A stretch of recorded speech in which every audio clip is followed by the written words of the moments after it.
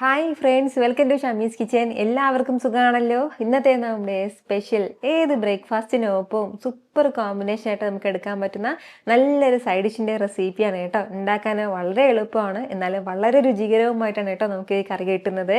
അപ്പോൾ ഈ വീഡിയോ ഇഷ്ടമായാൽ ഇതൊന്ന് ലൈക്ക് ചെയ്യാനും കൂടെ തന്നെ സബ്സ്ക്രൈബ് ചെയ്യാനും ആ തൊട്ടടുത്ത് കാണുന്ന ബെല്ലൈക്കൻ്റെ ഓള് മറക്കാതെ കൂടെ ഒന്ന് പ്രസ് ചെയ്തേക്കണേ. എന്നാൽ ശരി, ഇതെങ്ങനെയാണ് തയ്യാറാക്കുന്നത് വേഗം ഒന്ന് കണ്ടു നോക്കാം. അപ്പോൾ ഇതിന് വേണ്ടിയിട്ട് ഞാനിപ്പോൾ ഒരു പാൻ അടുപ്പത്തേക്ക് വെച്ചിട്ടുണ്ട്. അതൊന്ന് ചൂടായി വരുമ്പോഴത്തേക്കും ഇതിലേക്ക് നമുക്ക് 2-3 ടീസ്പൂൺ അളവിൽ വെളിച്ചെണ്ണ ചേർക്കാം. എണ്ണ ഒന്ന് ചൂടായി തുടങ്ങുമ്പോഴത്തേക്കും ഒരു 1/2 ടീസ്പൂൺ അളവിൽ കടുക് ചേർക്കാവുന്നതാണ്. കടുക് ഒന്ന് പൊട്ടി തുടങ്ങുമ്പോഴത്തേക്കും പിന്നെ വേണ്ടത് പച്ചമുളകാണ്. ഒരു പച്ചമുളക് എടുത്തിട്ടുണ്ട്.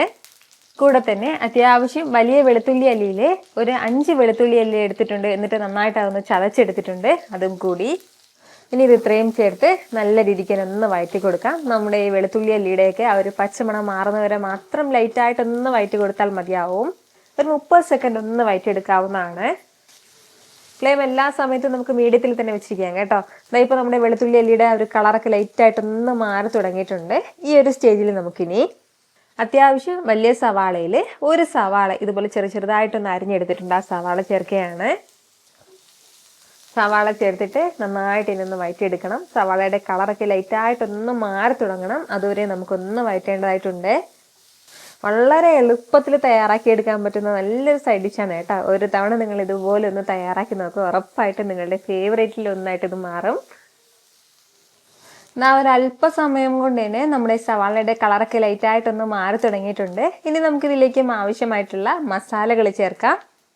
2 ടീസ്പൂൺ അളവിൽ കശ്മീരി ചില്ലി പൗഡർ ചേർക്കുകയാണ്. എരിവ് കുറവാണ് കേട്ടോ.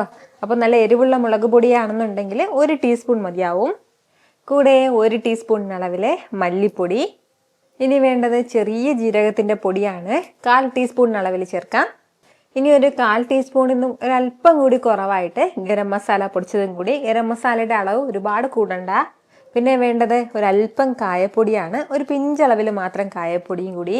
അപ്പോൾ ഇത്രയും മസാലകളും ചേർത്തിട്ട് നന്നായിട്ട് നമുക്കൊന്ന് വഴറ്റിയെടുക്കാം. മസാലയുടെ ആ ഒരു പച്ചമണം മാറുന്നവരെ മാത്രം ലൈറ്റായിട്ടൊന്ന് വഴറ്റി കൊടുത്താൽ മതിയാവും. ഒരല്പസമയം ഒന്ന് വഴറ്റി കൊടുത്തപ്പോഴത്തേക്കും നമ്മുടെ ആ മസാലയുടെ ആ ഒരു പച്ചമണമൊക്കെ ഒന്ന് മാറി കിട്ടിയിട്ടുണ്ട്. ഇത്രയും ആയി കഴിഞ്ഞാൽ ഇനി ഇതിലേക്ക് വേണ്ടത് ഒരല്പം മല്ലിയിലയാണ്. കൂടെ തന്നെ ഒരല്പം മാത്രം ഉപ്പും കൂടി. ഉപ്പും ചേർത്ത് നന്നായിട്ട് എല്ലാം കൂടി ഒന്ന് മിക്സ് ചെയ്ത് യോജിപ്പിച്ചെടുക്കണം. ഇതുപോലെ ഒന്ന് മിക്സ് ചെയ്തെടുത്തു കഴിഞ്ഞാൽ പിന്നെ ഇനി നമുക്ക് ഫ്ലെയിം ഒന്ന് ഓഫ് ചെയ്യാവുന്നതാണ്. ഇതിപ്പോൾ അത്യാവശ്യം നല്ല ചൂടാണ്. ഞാനിപ്പോൾ ഫ്ലെയിം ഓഫ് ചെയ്തിട്ടുണ്ട്. ഈ ചൂടൊന്ന് മാറട്ടെ ആദ്യം. ഇപ്പോൾ ഇതിൻ്റെ ചൂടൊക്കെ ചെറിയതായിട്ടൊന്ന് മാറി കിട്ടിയിട്ടുണ്ട്. ഇനിയിപ്പോൾ ഈ സമയത്ത് നമുക്കിതിലേക്ക് ചേർക്കേണ്ടത് 1 കപ്പ് അളവിൽ തൈരും കൂടിയാണ്. അധികം പുളിയില്ലാത്ത തൈര് വേണം കേട്ടോ എടുക്കാനായിട്ട്. ആ തൈര് ചേർക്കാം. തൈര് ചേർത്തിട്ട് നന്നായിട്ട് ഇതന്നെ ഒന്ന് മിക്സ് ചെയ്തെടുക്കാവുന്നതാണ്. ഇതുപോലെ നല്ല രീതിക്ക് ഇതൊന്ന് മിക്സ് ചെയ്തെടുത്തു കഴിഞ്ഞാൽ നമ്മൾ സൂപ്പർ ടേസ്റ്റി ആയിട്ടുള്ള സൈഡ് ഡിഷ് ഇവിടെ റെഡി ആയിട്ടുണ്ട് കേട്ടോ. പൂരിയുടെ കൂടെ, ചപ്പാത്തിയുടെ കൂടെ, അതുപോലെ തന്നെ ദോശയുടെ കൂടെ, നാണിൻ്റെ കൂടെ എങ്ങനെ വേണമെങ്കിലും നമുക്കിത് എടുക്കാവുന്നതാണ്. ഉറപ്പായിട്ടും നിങ്ങൾ ഒരു തവണയെങ്കിലും ഇതുപോലൊരു സൈഡ് ഡിഷ് ഒന്ന് ട്രൈ ചെയ്ത് നോക്കണം. നിങ്ങൾക്ക് എല്ലാവർക്കും നന്നായിട്ട് ഇഷ്ടമാവും. ട്രൈ ചെയ്ത് നോക്കുന്നവരൊക്കെ നിങ്ങളുടെ ഫീഡ്ബാക്ക് എനിക്കൊന്ന് മറക്കാതെ അറിയിച്ചേക്കണം. കാരണം നിങ്ങളുടെ ഫീഡ്ബാക്ക് കാണുമ്പോഴായിരിക്കും അത് മറ്റുള്ളവർക്കും തയ്യാറാക്കി നോക്കണം എന്നുള്ളൊരു പ്രചോദനം ഉണ്ടാകുന്നത്. അപ്പോൾ ഈ വീഡിയോ ഇഷ്ടമായാൽ ഇതൊന്ന് ലൈക്ക് ചെയ്യാനും നിങ്ങളുടെ ഫ്രണ്ട്സിനും ഫാമിലിക്കും എല്ലാവർക്കും ഇതൊന്ന് ഷെയർ ചെയ്ത് കൊടുക്കാനും മറക്കരുത് കേട്ടോ.